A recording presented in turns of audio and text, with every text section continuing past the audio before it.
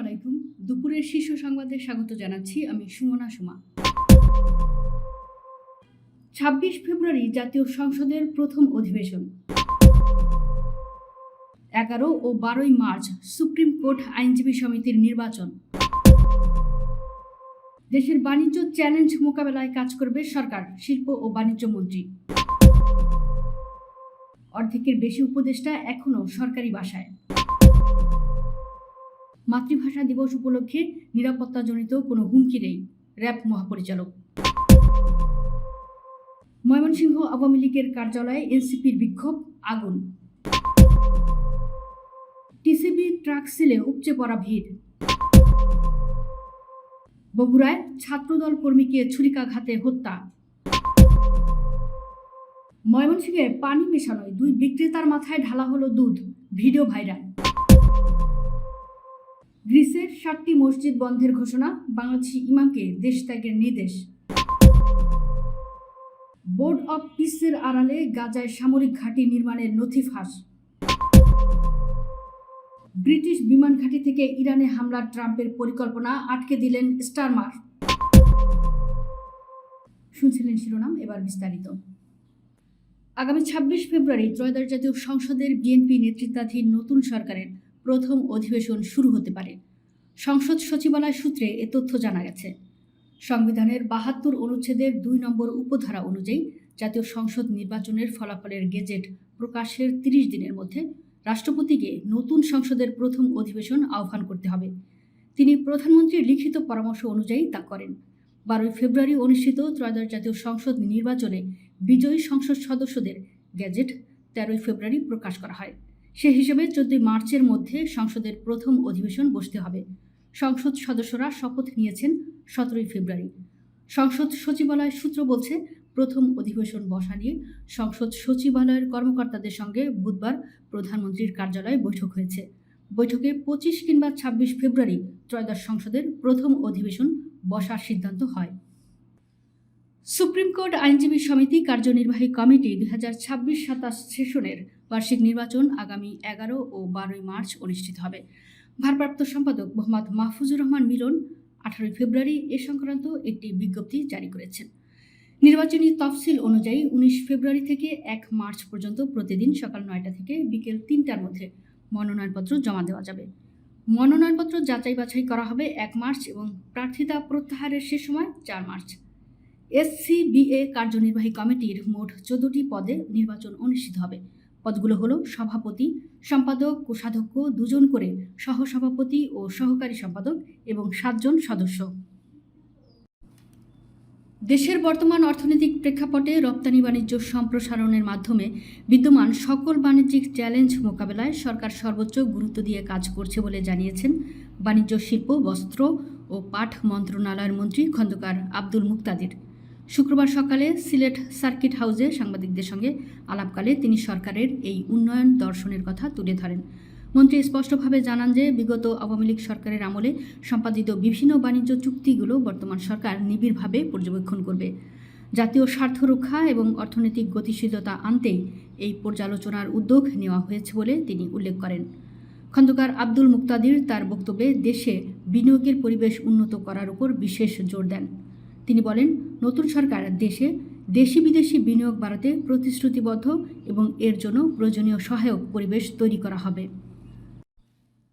ত্রয়োদশ জাতীয় সংসদ নির্বাচনের পর নতুন সরকার গঠিত হলেও সদ্য বিদায়ী অন্তর্বর্তীকালীন সরকারের অর্ধেকের বেশি উপদেষ্টা এখনও তাদের নামে বরাদ্দকৃত সরকারি বাসা ছাড়েননি। গণপূর্ত অধিদপ্তরের সিটি জোনের তথ্য মতে ১৬ জন উপদেষ্টা এবং প্রধান উপদেষ্টার ২ জন বিশেষ সহকারী সহ ১৮ জন সরকারি বাসা বরাদ্দ নিয়েছিলেন। তাদের মধ্যে ৯ জন বাসা ছেড়ে দিলেও বাকি ৯ জন এখনও সরকারি বাসায় অবস্থান করছেন। গণপূর্ত অধিদপ্তরের কর্মকর্তারা জানিয়েছেন, যারা এখনও বাসা ছাড়েনি তাদের এরই মধ্যে বিষয়টি অবহিত করা হয়েছে। তবে সংশ্লিষ্টরা আশা করছেন চলতি মাসের মধ্যেই তারা বাসা ছেড়ে দিতে পারেন। সিটি জোনের এক প্রকৌশলী এ বিষয়ে বলেন, অন্তর্বর্তী সরকারের উপদেষ্টাদের মধ্যে ১৬ জন উপদেষ্টা ও প্রধান উপদেষ্টার ২ জন বিশেষ সহকারী বাসা বরাদ্দ নিয়েছেন। এর মধ্যে ৯ জন উপদেষ্টা বাসা ছেড়ে দিয়েছেন। বাকিদের বাসা ছাড়ার জন্য বলা হয়েছে। তারা আমাদের জানিয়েছে কিছুদিন সময় লাগবে। আন্তর্জাতিক মাতৃভাষা দিবস উপলক্ষে নিরাপত্তাজনিত কোনো হুমকি নেই বলে জানিয়েছেন র্যাব মহাপরিচালক AKM শহীদুর রহমান। শুক্রবার 20 ফেব্রুয়ারি সকালে কেন্দ্রীয় শহীদ মিনারে আন্তর্জাতিক মাতৃভাষা দিবস ও দেশব্যাপী র্যাবের বিশেষ নিরাপত্তা ব্যবস্থা নিয়ে সংবাদ সম্মেলনে তিনি একথা বলেন। র্যাব মহাপরিচালক বলেন, শহীদ মিনার এলাকায় সব ধরনের নিরাপত্তা প্রস্তুতি নেওয়া হয়েছে। পুরো এলাকা 64টি ক্যামেরার মাধ্যমে সিসিটিভির আওতায় আনা হয়েছে। এছাড়াও সারা দেশের সব জায়গায় শহীদ বেদিতে শ্রদ্ধা নিবেদনের জন্য নিরাপত্তা ব্যবস্থা নেওয়া হয়েছে বলে জানান র্যাব মহাপরিচালক। ময়মনসিংহের তারাকান্দায় কার্যক্রম নিষিদ্ধ আওয়ামী লীগের দলীয় কার্যালয়ে গিয়ে বিক্ষোভ করেছেন বৈষম্য বিরোধী ছাত্র আন্দোলন ও জাতীয় নাগরিক পার্টি এনসিপির নেতাকর্মীরা। বৃহস্পতিবার রাত 8টায় বিক্ষোভের সময় পুরা কার্যালয়টির ভেতরে টায়ার দিয়ে আগুন ধরিয়ে দেওয়া হয় এবং দেয়ালের ইট ভাঙচুর করা হয়। এর আগে বৃহস্পতিবার সকালে পুড়িয়ে দেওয়া আওয়ামী লীগের কার্যালয়ে ব্যানার ও জাতীয় পতাকা টাঙিয়েছিলেন কার্যক্রম নিষিদ্ধ দলটির নেতাকর্মীরা। স্থানীয় সূত্রে জানা গেছে, সকাল 7টার দিকে 10 সদস্যের একটি দল তারাকান্দা বাসস্ট্যান্ড এলাকায় শহীদ মিনারের সামনে ভাঙা পোড়া কার্যালয়ে ঢুকে সংক্ষিপ্ত বক্তব্য দেওয়ার পর দ্রুত স্থান ত্যাগ করেন। এ ঘটনার একটি ভিডিও সামাজিক যোগাযোগ মাধ্যম ফেসবুকে ছড়িয়ে পড়েছে। এ ঘটনার খবর ছড়িয়ে পড়লে ক্ষোভ তৈরি হয় বৈষম্য বিরোধী আন্দোলন ও এনসিপির নেতৃবৃন্দের। পরে বৃহস্পতিবার 19 ফেব্রুয়ারি রাত 8টার দিকে কার্যালয়টির ভেতরে গিয়ে বিক্ষোভ করা হয়। এ সময় পুরা কার্যালয়টির ভেতরে টায়ার দিয়ে আগুন ধরিয়ে দেওয়া হয় এবং দেয়ালের ইট ভাঙচুর করা হয়। রমজান উপলক্ষে সাশ্রয়ী মূল্যে পণ্য বিক্রি শুরু করেছে টিসিবি। স্বল্প দামে নিত্য প্রয়োজনীয় পণ্য কিনতে রমজানের প্রথম দিনেই টিসিবি ট্রাক সেলে ভিড় জমিয়েছে ক্রেতারা। যদিও পণ্য কিনতে এসে হয়রানির অভিযোগ করেছেন কেউ কেউ, তবে চাহিদার তুলনায় পণ্য স্বল্পতা ও বিশৃঙ্খলাকে দুষছেন বিক্রেতারা। রমজান এলেই নিত্যপণ্যের বাজারে দামের সঙ্গে আর্থিক সংহতির হিসাব মেলাতে চাপে পড়তে হয় ক্রেতাকে। বিশেষ করে নিম্ন আয়ের মানুষের বেড়ে যায় জীবনযাত্রার ব্যয়। তাদের কথা ভেবেই স্বল্প মূল্যে নিত্য প্রয়োজনীয় পণ্য বিক্রি করছে রাষ্ট্রায়ত্ত প্রতিষ্ঠান টিসিবি। সাধারণ বাজার দরের চেয়ে পণ্যের দাম কিছুটা সুলভ হওয়ায় দীর্ঘ সারি দেখা যায় ট্রাক সেলগুলোতে। চাহিদার তুলনায় যোগান কম হলেও টিসিবির এ পণ্য নিম্ন আয়ের মানুষের অন্যতম ভরসা। বগুড়ার নন্দীগ্রামে তারাবির নামাজ পড়া শেষে মসজিদের সামনে মিলন রহমান নামে ছাত্রদলের এক কর্মীকে ছুরিকাঘাতে হত্যার ঘটনা ঘটেছে। বৃহস্পতিবার 19 ফেব্রুয়ারি রাত 11টার দিকে উপজেলার বুরইল গ্রামে এ ঘটনা ঘটে। নিহত মিলন ওই গ্রামের দিলবর রহমানের ছেলে ও বুরইল উচ্চ বিদ্যালয়ের 10ম শ্রেণীর শিক্ষার্থী। সে ছাত্রদলের কর্মী ছিল। নন্দীগ্রাম থানার ভারপ্রাপ্ত কর্মকর্তা ওসি মিজানুর রহমান জানান, ঘটনাস্থল পরিদর্শন করা হয়েছে, জড়িতদের গ্রেফতারে অভিযান চলছে। তার মরদেহ ময়না তদন্তের জন্য শহীদ জিয়াউর রহমান মেডিকেল কলেজ হাসপাতালের মর্গে রাখা হয়েছে। ময়মনসিংহের ঈশ্বরগঞ্জ পৌর বাজারে পানি মিশিয়ে দুধ বিক্রির অভিযোগে অভিযান পরিচালনা করেছেন উপজেলা প্রশাসন। এ সময় 120 থেকে 130 টাকা কেজি দরে বিক্রি করা 15 থেকে 16 কেজি দুধে পানি মেশানোর সত্যতা পাওয়া গেলে তা মাটিতে ঢেলে দেওয়া হয়।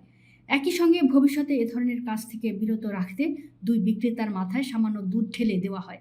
ঘটনাটির ভিডিও ধারণ করে অনেকে ফেসবুকে ছড়িয়ে দেন। বুধবার বিকেলে 5টার দিকে ঈশ্বরগঞ্জ পৌরসভার কাঁচামাটিয়া সেতু এলাকায় দুধ মহালে এ অভিযান পরিচালনা করা হয়। উপজেলা নিরাপদ খাদ্য পরিদর্শক বেদেনা আক্তারের নেতৃত্বে একটি দল অভিযান চালায়। এ সময় বাজার ব্যবসায়ী সমিতির সভাপতি AKM হারুনা রশিদ উপস্থিত ছিলেন। গ্রিসে অনিবন্ধিত ও অনুমোদনহীন মসজিদ বন্ধের ঘোষণা দিয়েছে দেশটির সরকার। এরই মধ্যে অনুমোদনহীন 7টি মসজিদ চিহ্নিত করা হয়েছে, যে তালিকায় বাংলাদেশিদের পরিচালিত 20 থেকে 25টি মসজিদ রয়েছে। এতে প্রবাসীদের মধ্যে উদ্বেগ ও অনিশ্চয়তা দেখা দিয়েছে। গ্রিসের অভিবাসন ও আশ্রয়ন বিষয়ক মন্ত্রী থ্যানোস প্লেভরিস সম্প্রতি সংসদীয় কমিটির সভায় জানান, নতুন ল 5224 বা 2025-এর 28 নম্বর ধারা প্রয়োগ করে অনুমোদনহীন উপাসনালয়ের বিরুদ্ধে অভিযান শুরু হয়েছে। এই প্রক্রিয়ায় এরই মধ্যে এথেন্সের এজিওস নিকোলাউস এলাকায় একটি বেজমেন্টে পরিচালিত মসজিদ সিলগালা করে দেওয়া হয়েছে। এরই সঙ্গে বাংলাদেশি ইমামের রেসিডেন্স পারমিট বাতিল করে তাকে সরাসরি ডিপোর্টেশন প্রক্রিয়া শুরু করেছে প্রশাসন। স্থানীয় নাগরিকের অভিযোগের পরিপ্রেক্ষিতে এই অভিযান পরিচালনা করে পুলিশ। ফিলিস্তিনের যুদ্ধবিধ্বস্ত গাজায় স্থায়ী শান্তি প্রতিষ্ঠা ও পুনর্গঠনের লক্ষ্যে গঠিত শান্তি পরিষদের প্রথম বৈঠক অনুষ্ঠিত হয়েছে। ওয়াশিংটন ডিসিতে অনুষ্ঠিত বৈঠকে $10 বিলিয়ন অনুদান ঘোষণা করেন মার্কিন প্রেসিডেন্ট ডোনাল্ড ট্রাম্প। এমন পরিস্থিতিতে শান্তি পরিষদের আড়ালে গাজায় 350 একরের সামরিক ঘাঁটি নির্মাণের পরিকল্পনা নথি ফাঁস করেছে ব্রিটিশ সংবাদ মাধ্যম দ্য গার্ডিয়ান। বৃহস্পতিবার নথির বরাতে প্রকাশিত প্রতিবেদনে বলা হয়, আন্তর্জাতিক স্থিতিশীলতা বাহিনীর সামরিক অপারেশনের কাজে ব্যবহৃত হবে ঘাঁটিটি। গণমাধ্যমটির পর্যালোচিত নথি অনুযায়ী প্রায় 5,000 সেনা সদস্যের জন্য 350 একর জায়গা জুড়ে এই ঘাঁটি গড়ে তোলা হবে। নথিতে বলা হয়েছে, ভবিষ্যৎ আন্তর্জাতিক স্থিতিশীলতা বাহিনী ISF এর জন্য এটি একটি অপারেশনাল বেস হিসেবে কাজ করবে, যা শান্তি পরিষদের অধীনে ডোনাল্ড ট্রাম্পের নেতৃত্বে পরিচালিত হবে। নথিতে ধাপে ধাপে একটি সামরিক আউটপোস্ট নির্মাণের কথা বলা হয়েছে, যার চূড়ান্ত আয়তন হবে দৈর্ঘ্যে প্রায় 1,400 মিটার এবং প্রস্থে 1,100 মিটার।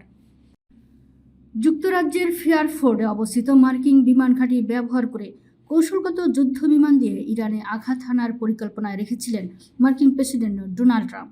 তবে যুক্তরাজ্যের প্রধানমন্ত্রী কিয়ার স্টারমার মার্কিন প্রেসিডেন্টের সেই পরিকল্পনায় বাদ সেধেছেন। তিনি ইরান আক্রমণের জন্য ব্রিটিশ রয়্যাল এয়ারফোর্সের ঘাঁটি ব্যবহারের অনুমতি দিতে বাধা দিয়েছেন।